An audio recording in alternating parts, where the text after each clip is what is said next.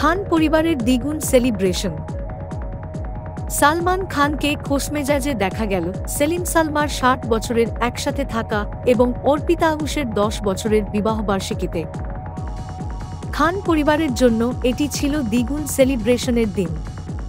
সেলিম খান এবং সালমা খান তাদের ৬০ বছরের দাম্পত্য জীবনের পথচলা পালন করেছেন, আর একই দিনে অর্পিতা খান এবং আয়ুষ শর্মা তাদের ১০ বছরের বিবাহবার্ষিকী পালন করেছেন।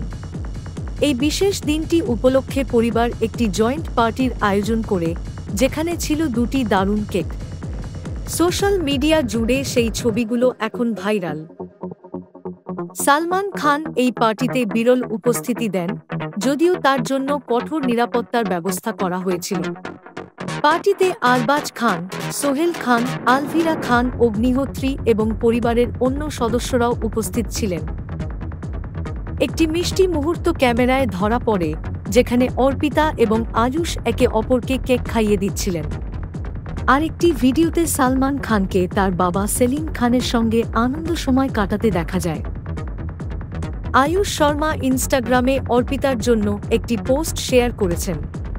তিনি লিখেছেন, অভিনন্দন মিসেস অর্পিতা খান শর্মা, আমার পাগলামি প্রতিদিন সামলে ১০ বছর পূর্ণ করার জন্য তোমাকে সবচেয়ে বড় সম্মান দিতে পারলে খুশি হতাম। Happy anniversary. কাজের দিক থেকে সালমান খান বর্তমানে তার সিনেমা সিকান্দরের শুটিং নিয়ে ব্যস্ত, যেখানে তার সঙ্গে দেখা যাবে রাশমিকা মান্দানাকেও। এছাড়াও সালমান শিগগিরই বরুণ ধাওয়ানের সিনেমা বেবি জোনে একটি ক্যামিও চরিত্রে অভিনয় করবেন। টাইমস নাও খবর।